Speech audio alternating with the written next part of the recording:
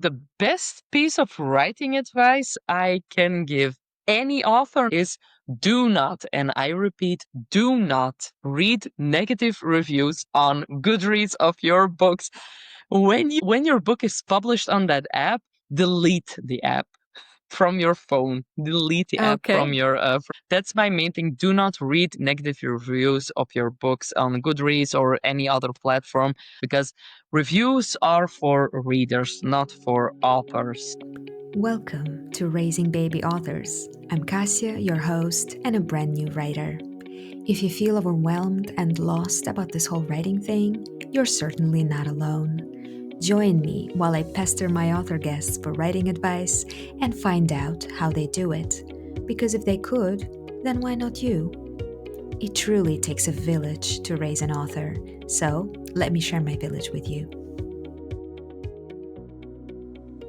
Hello, dear listener, and welcome back to the second season of Raising Baby Authors podcast. I am super happy to introduce you to this new author today because, as it happens, it's a fellow Belgian author, A.H. Monroe. Welcome. Yes, welcome. Thank you so much for having me. This is actually the first time I'm doing this, so I feel very, very honored. Oh, me too. That's so cool. Wow. Oh, something I didn't ask before actually. Is there a first name that I can call you by? For the purpose of keeping my privacy, just Monroe. Monroe.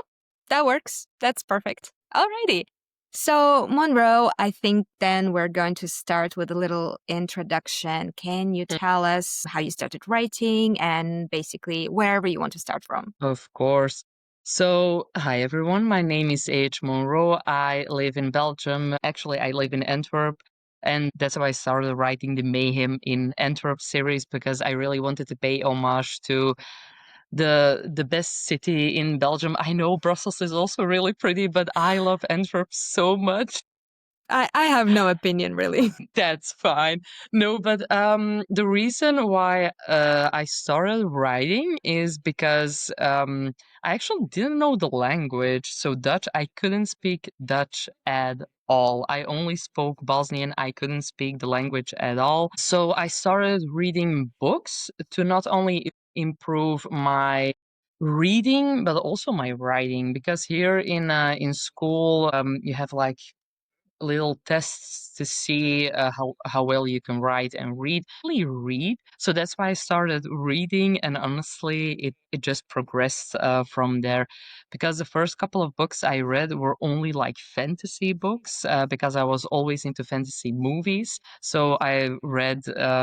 How old was I when I think I was like 12 or 13 years old when I read The Lord of the Rings, the entire trilogy, and then The Hobbit What? and everything after. Wait. You read that in Dutch or in English? Yes, I read it in Dutch, yeah.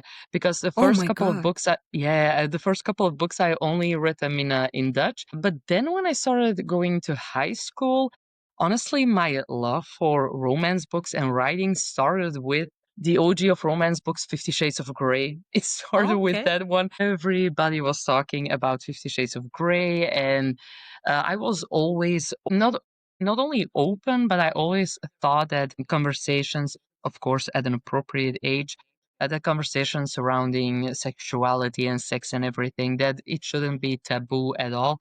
But as I said, at an appropriate age, with appropriate adults and with peer-minded friends. And they were like, "Oh, but have you read 50 Shades of Grey? It's really going to be something for you." I was like, "No, I haven't read it." But then when I started reading it, I was like, "Oh my God, this is amazing." Like spice in books. I never thought of that. And yes, so that's honestly 50 Shades of Grey started it all for me. Not only my love for romance books, but and I still really love that book. I love the movies. Christian Grey was like my first the MMC crush, the OG crush for me. For me, so yeah, that's honestly how I started writing. Then, the first book I actually wrote, I haven't published that one. I haven't published that one. Wrote it actually. It's a whole ass trilogy that I wrote, but I haven't published it honestly. I just wrote it during college. I studied political science, and Mhm. I hated it. I hated it so much. I hated it so much. So I was like, you know what? I'm just going to write just to get my mind off of things. So that's why I started writing books. And then I think it was like almost 2 years ago, my husband, he's like, but because I was talking to him about my book, my first book, my debut, Cat Catch Your Tongue. And he was like, but why aren't you going to release it?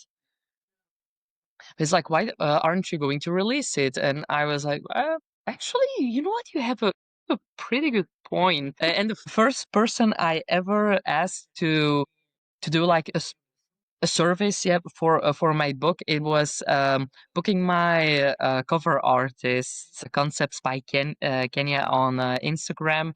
And when I asked her, "Oh, can you pretty please do my book cover for Cat Catch Your Tongue?" When she's like, "Yeah, I can do it." Then I was like, you know what? Now we are going to start this author journey. Okay, so like for you, it kind of became real when when you decided like, okay, I'm gonna have a cover now, so it has to be a book now. How did you Yes. find the cover artists then? Did you like them for a long time?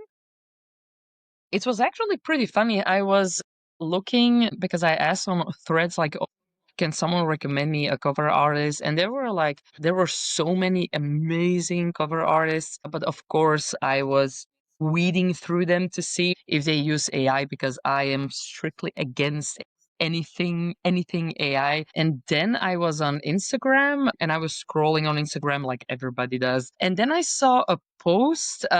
Somebody did like an unboxing and there were like stickers, and then they tagged the artist who did the stickers, and it was Hmm. Concepts by Kenya. I was like, oh my god, I love her artwork and everything. So that's how I found her, basically.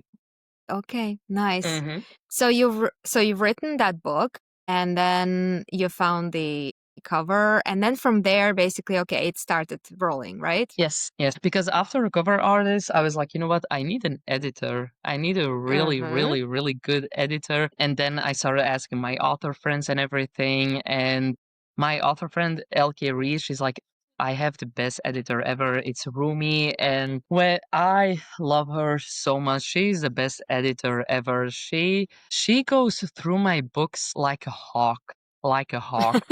And it's needed, honestly, because obviously English is not my primary language, because I do speak French, Dutch, English, and Bosnian. So when I'm writing, I'm thinking like four freaking languages, thinking like four languages. So a good editor, not only for me, but for every writer, a good editor is key. But obviously, because I always say writing is expensive, writing is expensive. It can be expensive. Actually, I'm going to amend my Yeah. statement. It can be expensive.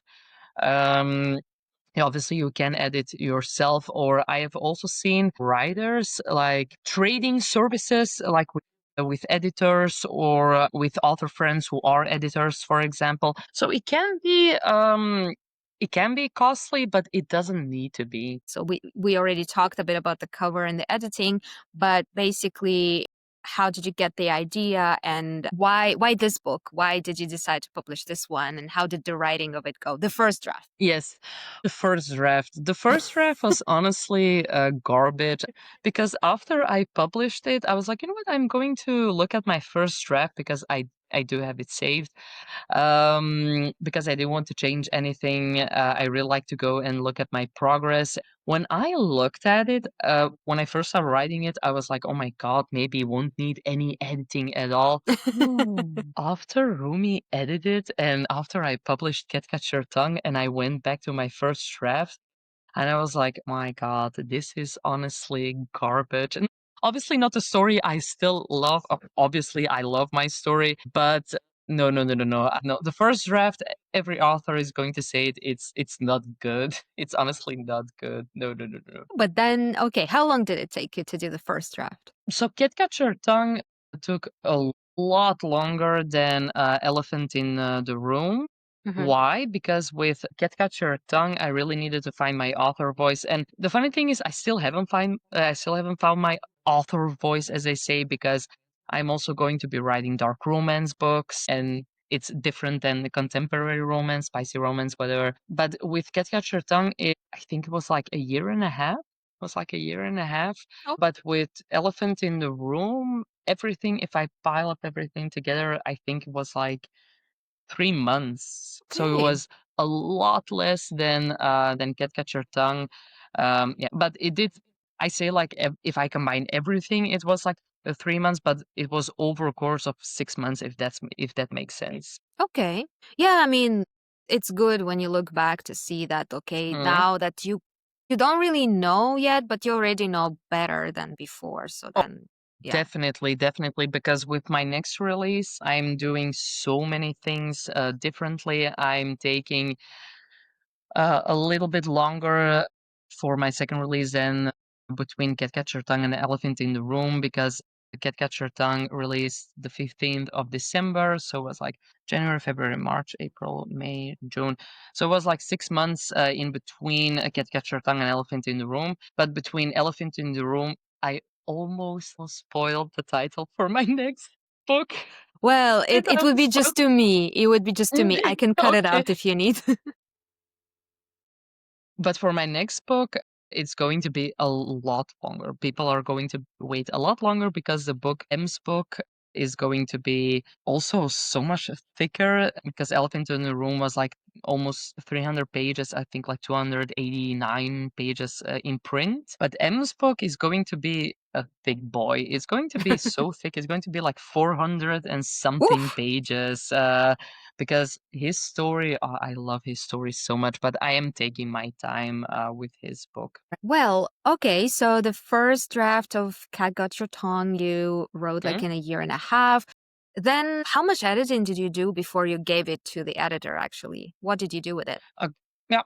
So, how much editing did I do? How much editing did I didn't do is the right question because obviously it does play into the fact that English is not my primary language. So I was also going over everything. How much editing did I do? So I'm going to say it like this. I handed over my first draft to Romy, I think, if I remember correctly, like towards the end of September, something like that. But I started really writing, like taking it really seriously, like my first draft, I think like 6 months prior. So actually, I was done with my first draft, maybe July even, Hmm. maybe like June, July. But I can't say how much I edited before I handed over to Rumi because I had a feeling I was editing constantly while I Right. was writing. Yeah, yeah, that's how I feel. I don't feel like I have, for example, I know that I had a first draft and I have it Mm-hmm. saved in a different place. Now I'm Mm. editing in Word and I cannot say which draft that is. It's just a draft. It's probably a second, but maybe it's the fifth one. Who knows? Yeah. I also do it like that because I only use for writing like Word. I don't use anything else. I don't even use Google Docs. Maybe because it's not that I don't know how to work with it. I'm just so used to work with like college and my job and everything. So I Yeah. just do everything in Word. Tons of authors do writing and editing and formatting sometimes also in Word. Like that's totally understandable. Well, do you plot? Like, did you plot out the novel before you wrote it? Yes, I did. I plot my books. I even, maybe that's going a little bit far. I don't know. Because as I said, Elma is in HR and I'm also in HR. So I do everything in like steps. I need to know Mm. every step I'm taking. And that's the approach I also take with my books. So the first thing I actually, not like plot, but the first thing I think about is what's going to be my main trope for the book. No, no, that's a lie. Who is going to be my main couple for the Mm-hmm. book? And then I know the main trope. But honestly, with Cat Catch Your Tongue, I chose enemies to lovers because that's my favorite trope of all time. Okay. So that's honestly the reason why I wrote Cat Catch Your Tongue because I love enemies to lovers. But I do plot when I'm writing. I go back because I have a separate document, a Word document with like plot. It's honestly Mm-hmm. just called plot, and then I go back to that document. Sometimes I change things, but mostly I don't. Honestly, I don't because I really love to hold on to that plot because if I start changing too much, then I'm I'm going to be confused, and I don't need that during writing. So you sort of like you do all your thinking about what's going to happen in that plot document, and then like everything is kind of clear in your head, so why would you need to like change it significantly at Yeah, least? so I have like a plot document, and then I have a chapter plot document, if that makes Mhm. sense, because Right. when I have a document and I put like from 0% to 10%, this is going to happen. I do it like that, but of course that does change. That does change, like the chapter plot thing. That does change, but the main plot doesn't change. But with like from 0 to 10%, 10 to 15%, or whatever, however I write it, or however or how much I want to say in a couple of percentages, that does change. But not a lot, honestly, because I love to hold on to something while I'm writing. Yeah, I can understand. I think it's more like sometimes while you're writing, some better ideas come to mind, and you're like, Mm-hmm. maybe this would be Mm-hmm. much better. Yeah. I completely agree with you because sometimes you have a feeling, and I'm certain you also had a feeling as well, like your characters are talking to you, like they're like, no, no, I need this to happen instead of what you thought should happen. So I really do have that feeling when I'm writing. Of course, now with my dark romance book, sometimes I think like, "Ooh, am I going too far?" And then I have a feeling like my character, like Emmy, saying, "No, no, no, no, no, no, no. You." Oh yeah, with dark romance, I think it's a right Mhm, direction. I am not much of mhm, a reader of dark romance. I've read a few, but I'm not a big fan. But I know that people like the over the top quality to mm. it. Yeah. Yes, yes. Okay. Well, so since you mentioned like the 0 to 10% and then things Mhm. like that, that means you're using some sort of methodology, like a 3 arc structure or some beats or something like that. Anything specific? No, no, it's just honestly like my structure. It's not Hmm. like a template or anything. It's just my structure. Honestly, as I'm a chaotic writer, but with structure. I don't know if that makes sense, but I'm a chaotic writer with a structure. I do make, as I said, like those chapter plot thingies, but honestly, that changes so much also. But the main plot, as I said, doesn't change it. But Okay. structure per se, maybe inadvertently, I keep myself on a structure, on deadlines and everything. But sometimes I just let it flow. I go with flow. Hmm. Okay. So I would imagine some sort of like a cleansing situation. So you are plotting, but you're also like give yourself permission to go with your own structure and don't really go rigid Definitely. on some specific. Yeah. Okay. Definitely, Yeah. because I have a feeling as authors, because when you're an author, you're creating something. I really do think if you're too rigid about like, oh no, no, I need to hold on to what I wrote, like my plot and everything, and what I want to write about, but I also really want to write about this. If you're not letting yourself feel that creativity, that creative side, for me, I'm speaking for myself, then I have a feeling that I'm not being my authentic self as an author, because I have so much ideas and everything, and if I don't write them down, or if I'm not going to that direction, then I'm going to think about it a long time. I'm going to feel so bad for myself if I don't follow that direction. Right. Right. You're trying to stay true to yourself, and yeah. Mm-hmm. Otherwise, why are you doing this? Right. Like, Mm-hmm. That it's completely true. Yeah, that's exactly why I'm doing this. Yep. yeah.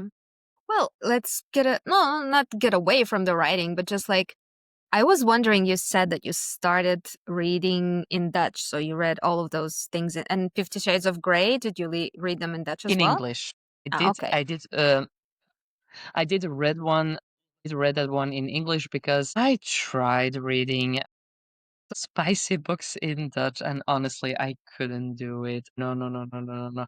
Even in my own native language, in Bosnian, I can't. I can't. It's awful. It's awful. Yeah. I feel like when I'm reading a spicy book in Dutch, I feel like I'm at work for some reason. I feel like I'm at work. Like, no, no, no, I can't. I honestly can't read books, spicy books in Dutch, and I could never write spicy scenes in Dutch. Never, never in my entire life. Interesting. I understand about Bosnian for sure, because like as a my own language as well in Russian, I cannot read spice in it. It's just like don't do that. It's Like, cringy.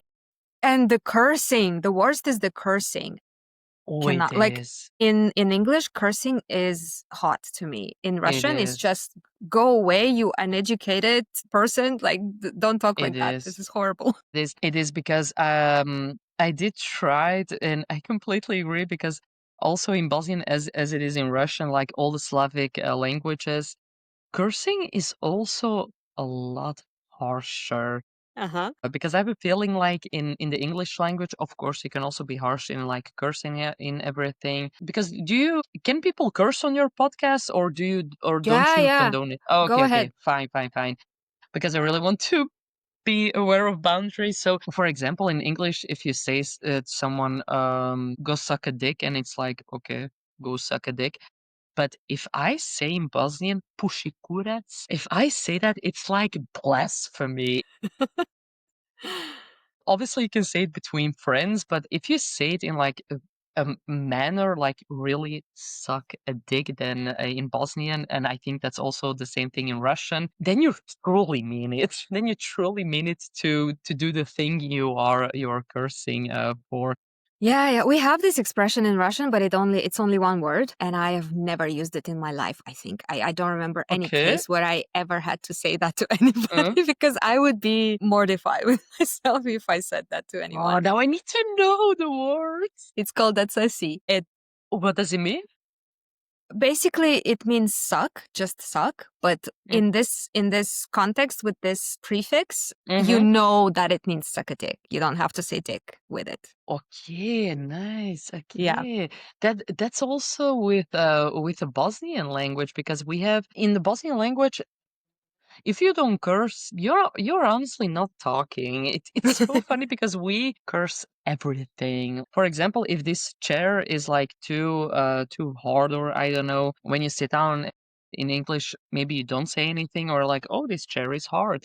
But in Bosnian, you curse at the chair like, oh, this fucking chair. But it's not because you're literally wanting to curse the thing, but it's just a part of the language. I like this little tangent that we went in. I'm definitely leaving that in. I will be very embarrassed that I said a bad word in Russian on air, but okay, nobody's Maybe you gonna can know. bleep it out. Nah, the podcast is set as explicit, and I'm not monetized yet, so nobody's gonna do anything to me. It's Okay, fine. It's fine. okay. Well, why I asked actually was because you said that you started reading so that you can learn Mhm. Dutch better, and then you decided to write in English. But now I know why, because writing spice in Dutch would have been horrible. Cringy, cringy, cringy. Because the thing is, in a dick in Dutch, you can say it like, obviously you can say penis, but Who says that? you can say some Dutch people they say pik or lul. My neighbors are probably listening to me. But the thing is, because I'm outside, but the thing is, if I put those words in spicy scenes, I would honestly, my face would be like, why am I writing this in Dutch? So, no, no, no, no, no, no. That's definitely one of the reasons I write in English. Okay. Well, then let's talk about the idea. So Hmm. you said that you wrote a fantasy or a fantasy adjacent trilogy before No, no. that? I started reading fantasy books, but my first book, or the first trilogy, the first three books I ever wrote was probably not probably, but it's a dark romance, but it's like a fucked up dark romance. Okay. It has assassination groups and everything, and Okay. vigilantes, and because a couple of years ago, not like a couple, many years ago, I think when I was like 18 years old, or when I was like 18, 19 years old. That was a little while ago. That was like 30 years ago because I'm turning 31 this year. There was an incident in Bosnia where there were like organs being sold illegally. So they took people in like stores and then they took out their organs and everything. And I was like, wait, not that I'm fascinated by Yeah. that. Hmm. Obviously, I'm not. But I was like, but why is nobody doing something about this? And that's why I'm like, you know what? I'm going to write a book about vigilantes and assassination groups and everything. So the first the first part was like the first trilogy was kind of dark, and then you got the idea for Cat Got Your Tongue. How did you create the story? What gave you the idea for it? Honestly, my bookstagram, because I had a bookstagram before my author Instagram, authorgram, whatever, and I read so many books, like enemies to lovers, like any trope that there is in the romance genre. And I was like, oh my God, all these amazing authors, and they are making a difference for people and everything. So I was like, maybe I can do that. So that's the main reason why I actually started, not the main reason, but one of the reasons I started writing Get Captured Done. And you decided that, okay, you're not gonna write them Americans or in America, so you're gonna do it in Belgium with the characters that are diverse and known to you. So, Hmm. what was your thought process there? My thought process, honestly, maybe it's going to sound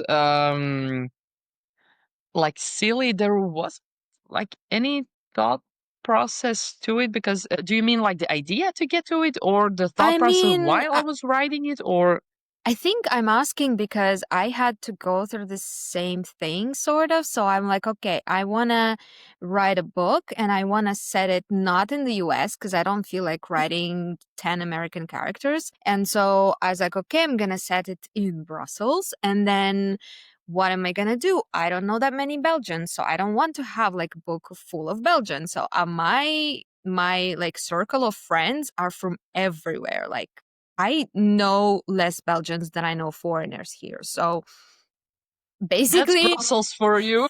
yeah, that is Brussels. So my book is like a Macedonian person, an American person, a French person, an Italian Mm, person, and a Belgian person.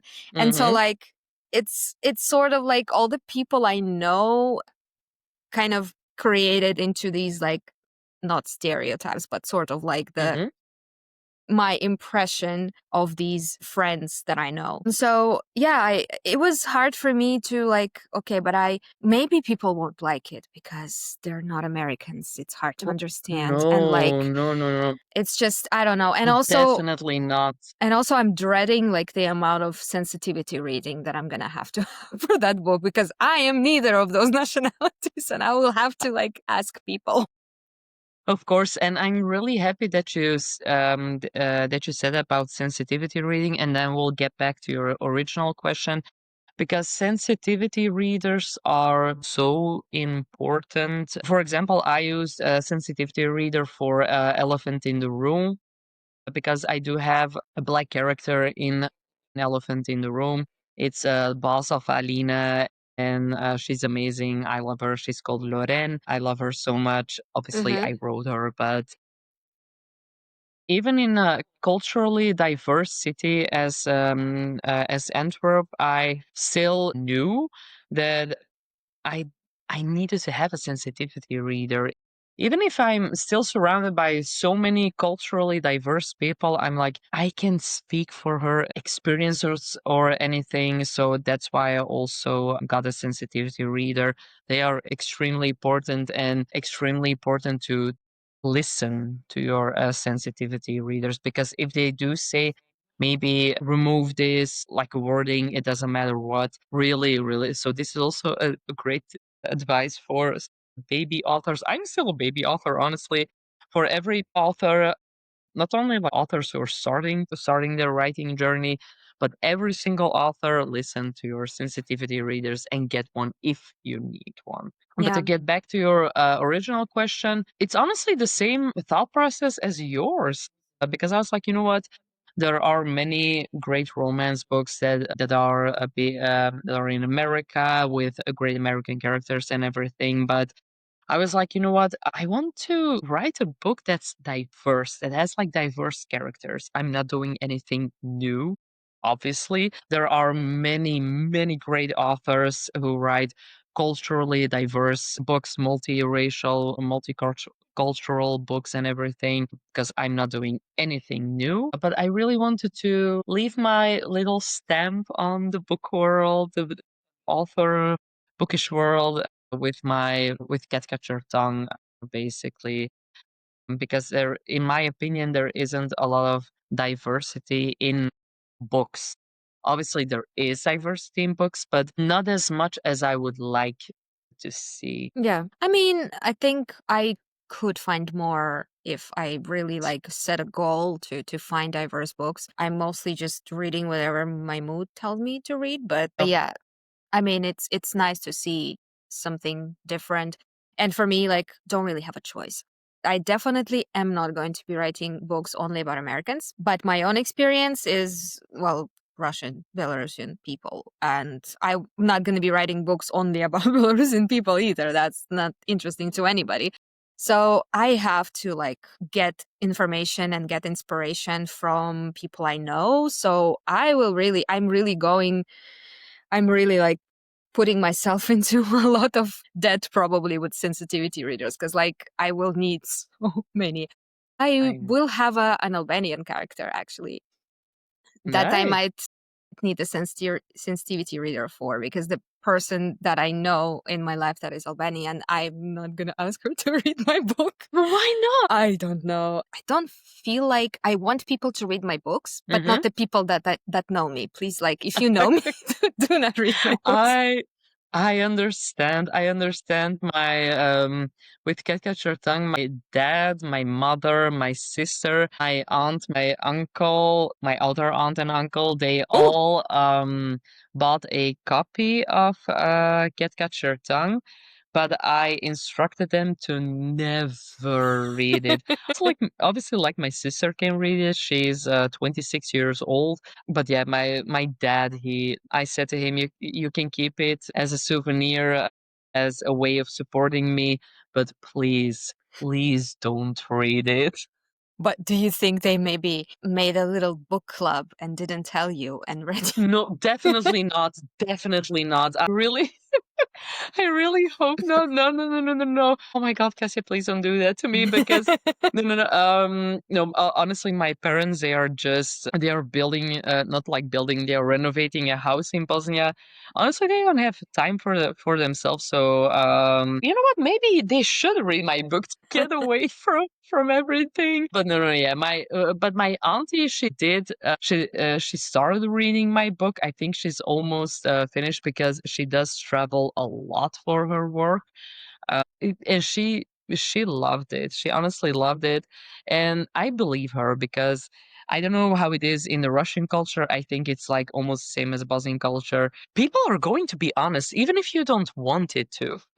We are proud of being romance authors, but still a little cringed by thinking of our parents reading this. No, no, no, no, no, no. I won't.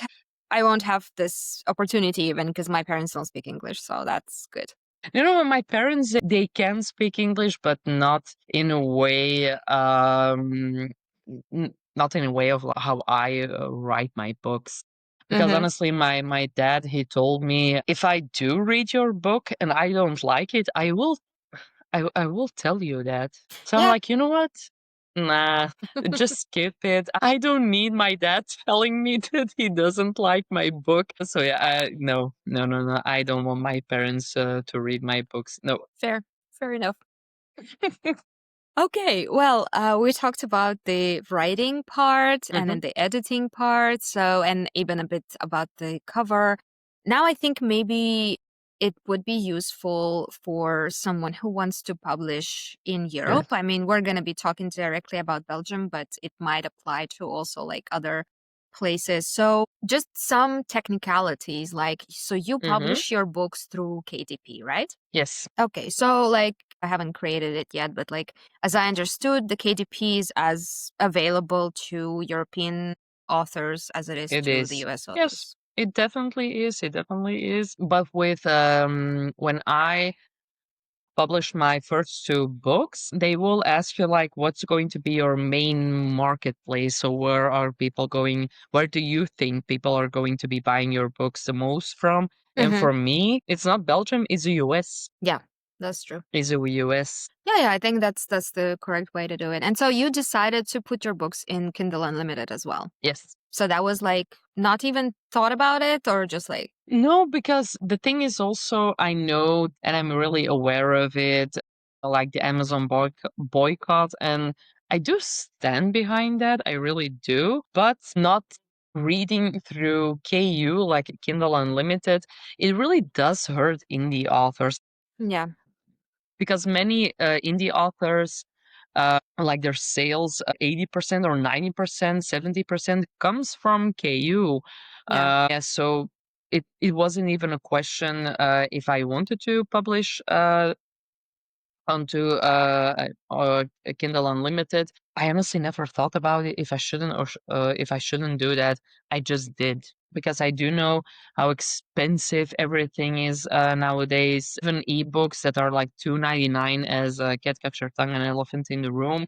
That can also be expensive, and especially a paperback or a hardback or a special edition cover and everything because that's all so expensive.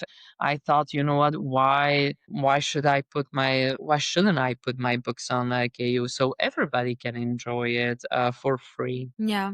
I know.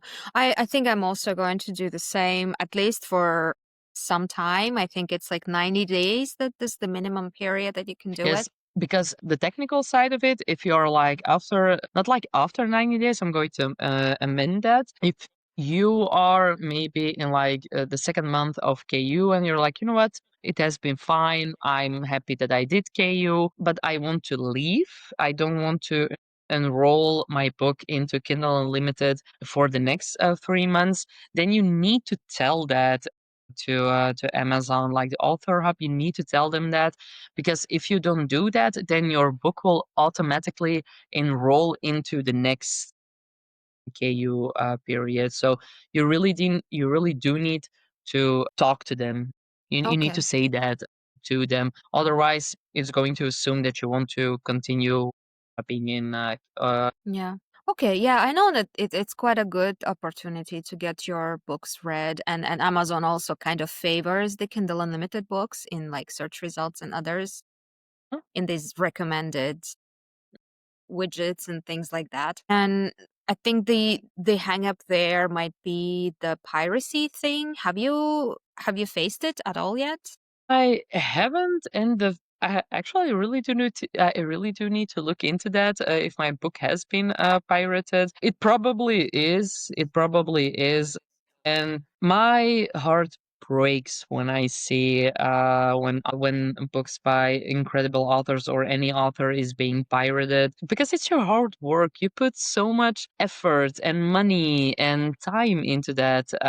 It's on KU, just read it on KU. And I'm also of the opinion I would much rather have a reader ask me, like, I really want to read your book, but because of financial situations, or I don't know, I can't read it.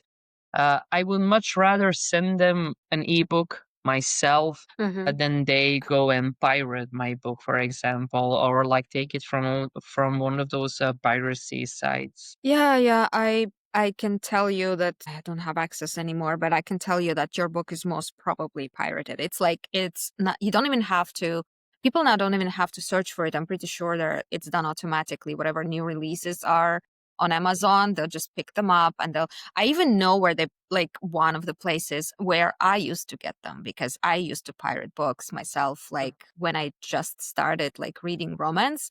I had no notion of that this is bad because this is how I was Yeah. raised.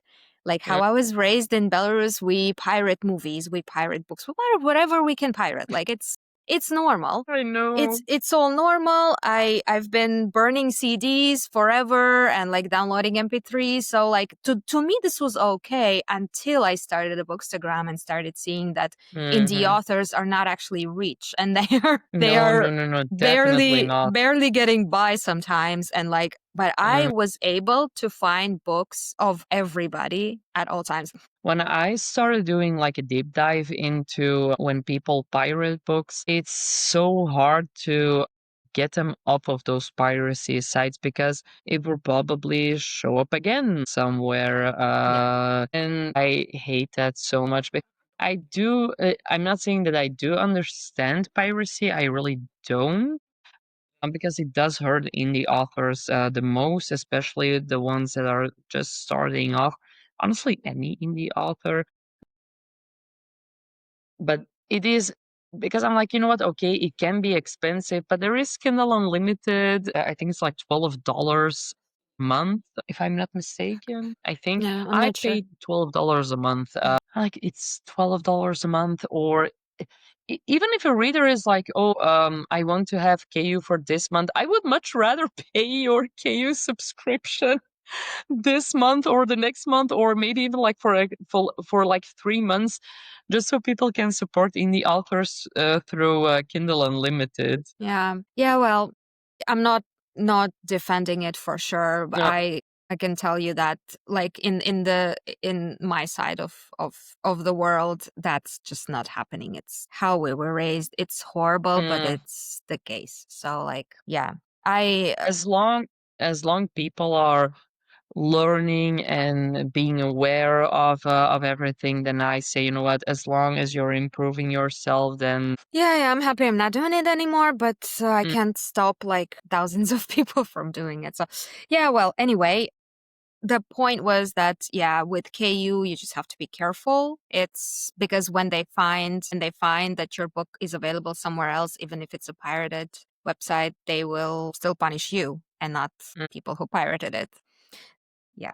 they do, and that's so unfair. But what can you do about it? Yeah. Honestly, you can ask people, please read it on KU. But as you said, the authors are being punished. So if anybody's listening, please don't pirate books. Read it on KU or hit up the author. Maybe they are willing to send you a copy of the book. But please don't pirate books. Yeah, yeah, exactly. I don't think anybody who listens to this podcast who's a writer would pirate books. I hope not. But yeah. I also hope not. Yeah, but general sentiment, of course. Well, okay. So you are in Amazon, you are in KU. Mhm, And so I think maybe it's time to talk a bit about marketing. So, what do you do mhm. to market your books and how does that work for you? Yeah. So I use Instagram and TikTok. I use Instagram and TikTok to market my books. I also have a Facebook account, but I rarely use it. Honestly, if I remember to post like a Facebook reel, then I do it. But honestly, I'm not on Facebook that much. I mainly promote on Instagram. I actually only promote on Instagram and TikTok. Maybe I should also broaden my knowledge on where to promote, but that's what works for me, especially working full time, having a kid and everything. Sometimes I don't even have time to promote it on Instagram. But yeah, there's a thing. How does it work? What do I do? I use actually, it's a subscription on Sam's Creative Cure. It's a subscription for the word weavership, if I'm not mistaken. And she has so many amazing templates for to use for your Instagram, for author posts, and for like quotes and everything. And I love that subscription with Oh, every fiber of my being. Because if there is anything authors say, it's to promote markets for books. Because they're like, you know what? Why here is I wrote a book. Why aren't you just reading it?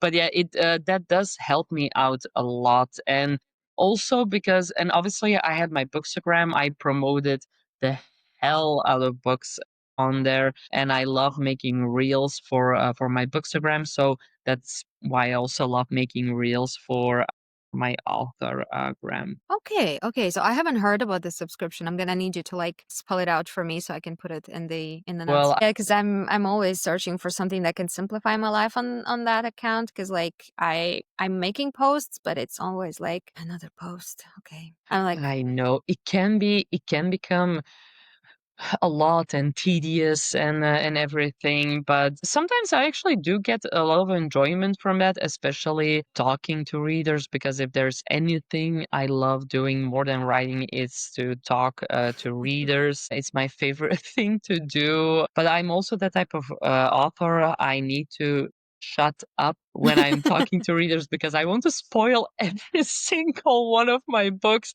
But I'm like, no, no, I can't do that. Zip I need to zip my lip so I don't spoil everything. But yeah, sometimes you do get some enjoyment from that, especially when people are interacting with your posts. But most of the time, I'm like, oh my god, what am I going to post today? But that subscription really does help me out a lot Okay. Okay, that's because good all of to know. my posts that you see on Instagram, not like the reels where I show my face and everything, but all of my posts with like the quotes and announcements and everything, those are all templates from that subscription. Okay. Yeah. Oh, alrighty. So that's really cool. And so, do you like track maybe I don't know your sales based on your reels or something like that? Do you notice like when something does well and you get more sales? Yeah, I do. And I'm so happy that you asked a question because I'm going to be completely honest. Sometimes it takes just one viral-ish reel or post to really get your books going. Mm-hmm. For example, with Get Catch Your Tongue, as I said, it released on December 15th, but then January and February were the worst months for Mm-hmm. Get Catch Your Tongue. Obviously, it was my only book back then, but it honestly were the worst months for my book. But then I did a reel. I think it was March or April. I I don't know. And then it garnered so much attention. It was insane. Think maybe it's not a lot in comparison to really big viral TikToks and Instagram reels. But one reel and one TikTok, it was the same one, but I cross posted it. Mm-hmm. And that's also the one thing I do. I cross post almost all of my posts on Yeah. Instagram and on TikTok. That one reel and TikTok went so viral that my sales skyrocketed. And still to this day, people are reading Cat Catcher Tongue. So I really do see maybe not like direct sales, but like KU reads, definitely KU reads, Mm-hmm. but also sales. Yes, sales also do happen, but more KU reads for me. Yeah. Right. But I mean, what I meant is like you see that the particular reel or post actually worked for you, like in a Yeah, positive way. yeah. Okay. Was it It's something mainly like like with a quotes. yeah, that's what I was, yeah, about to Quotes. ask. Yeah, I I take like a screenshot of a scene from like any of my books, and obviously, if it's like the word fuck or shit or anything, like Mhm. anything that the apps think this is not right for this app, I blur it. But then I just post my reel with like a hook or however they call it, with a hook, and then I hope that people do get hooked. I think it's so silly. That was so lame, but it really is important to not like important, but that's also one of my main advices I can give to authors.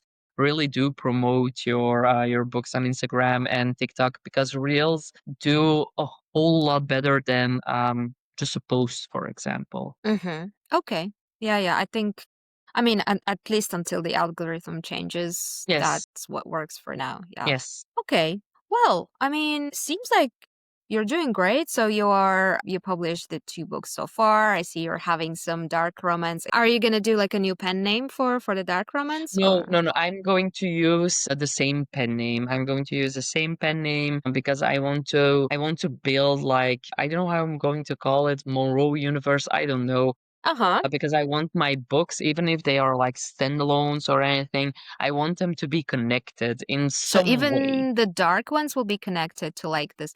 Whoa, okay. So like Monroe verse. Yet, Alrighty, nice.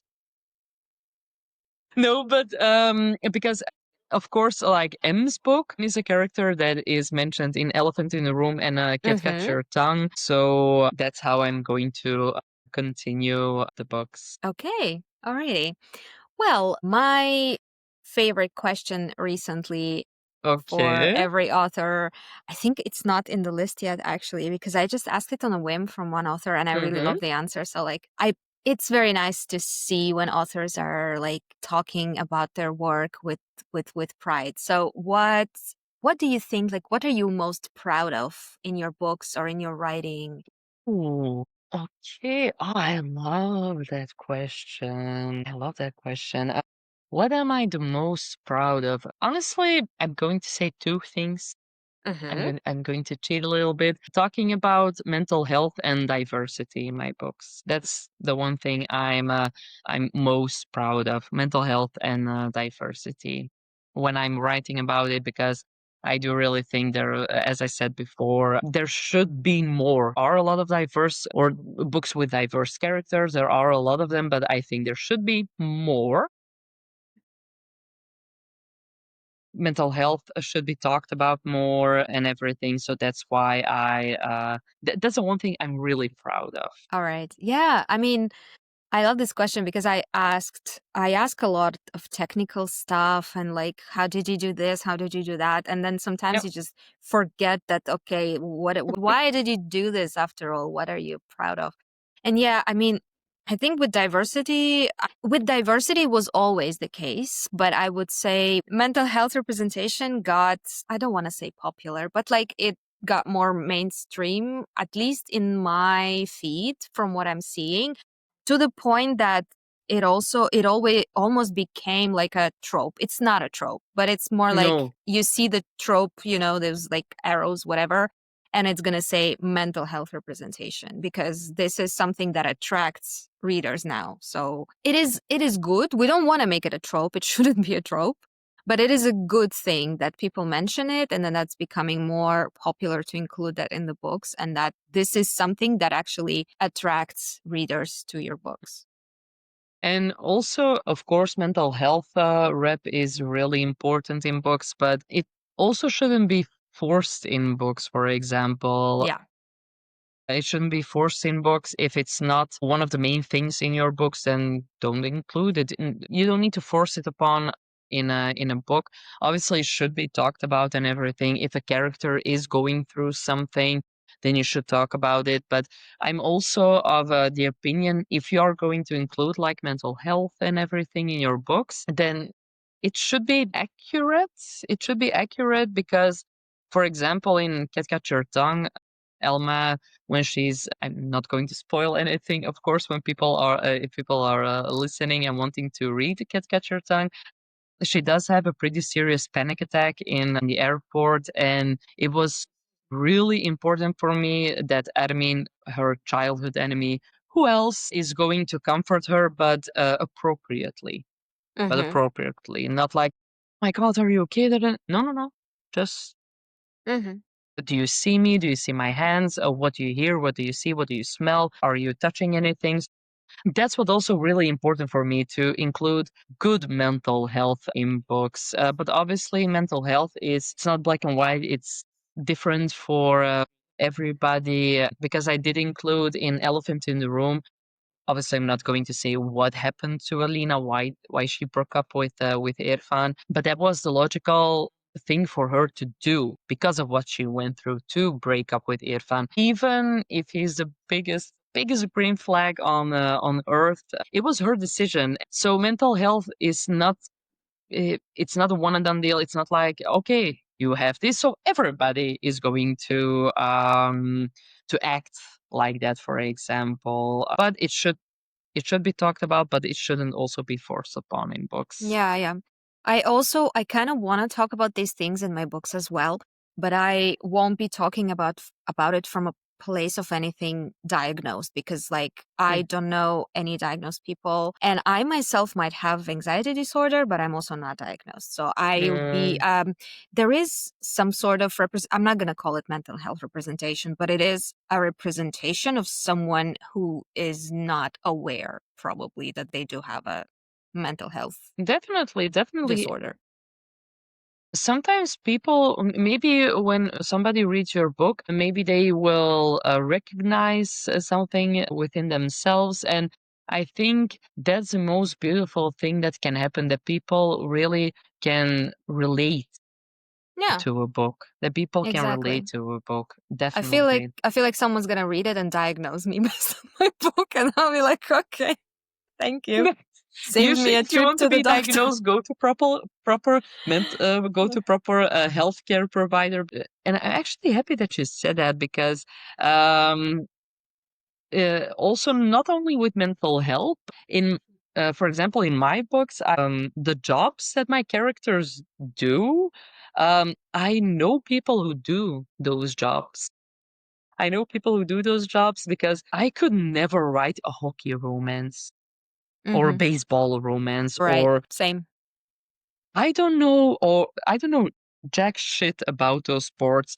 I love reading about them. I really, really do. And I also love when authors explain maybe like different types of sports and everything. Yeah. Because I have an author friend, her name's Simone Joubert, and she wrote a Threshold, and it's an amazing book. It's like a rugby romance, and she explained everything so amazingly well in the beginning of her books, and I was like, okay, now I can obviously like not that very well, but now I can follow the story when she talks about that.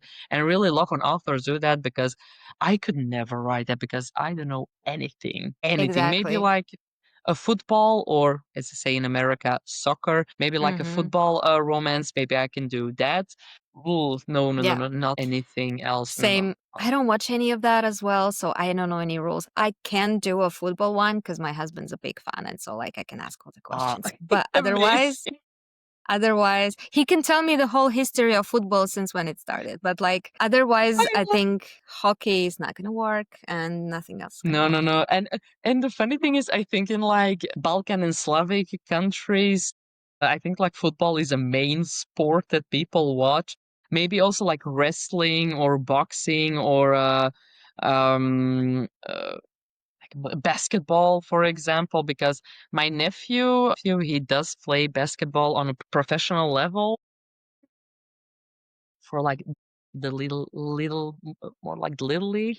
Uh huh. But actually, he's not that little. He's like 2 meters, my nephew. So, Okay. Well, basketball, yeah. but he's not. I say little league because he's not an adult yet. He's not Right. 18 yet, because that's why I say little league. But I think like mainly soccer, mainly like football is the main sport in like Slavic countries. Well, yeah, I'd say so. We also, like in my country, we love hockey as well, very much. Uh, I used to go to some games, but I'm not like super mm, interested in it. So I like it more than football just because it's faster. Like things are happening yeah. super fast and it's dynamic.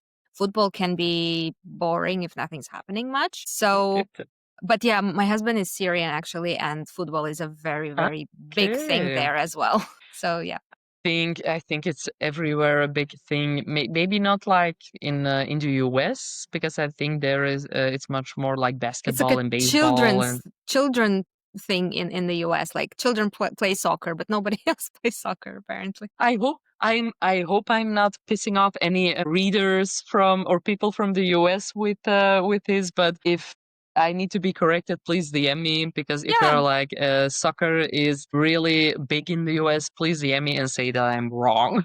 I really doubt it. I mean, some people love it, I'm sure, but Yes, yes. I don't think it's very very popular. But I think baseball is more popular than soccer for Yeah, sure. baseball, so like their NFL and The football everything. and Yeah. basketball, all of them are more popular. Yeah. Okay. Well, Um, I forgot to ask, who are your author heroes? Like your favorite authors or the ones that you are like look up to? Oh yeah, definitely. I have them all written down. Let me Okay. get them. Yeah, because I needed to. Wait, let me see. Definitely, Elke Reed, honestly, because she's Bosnian as well. So that's obviously Okay. one of my authors I really look up to, and I love her books.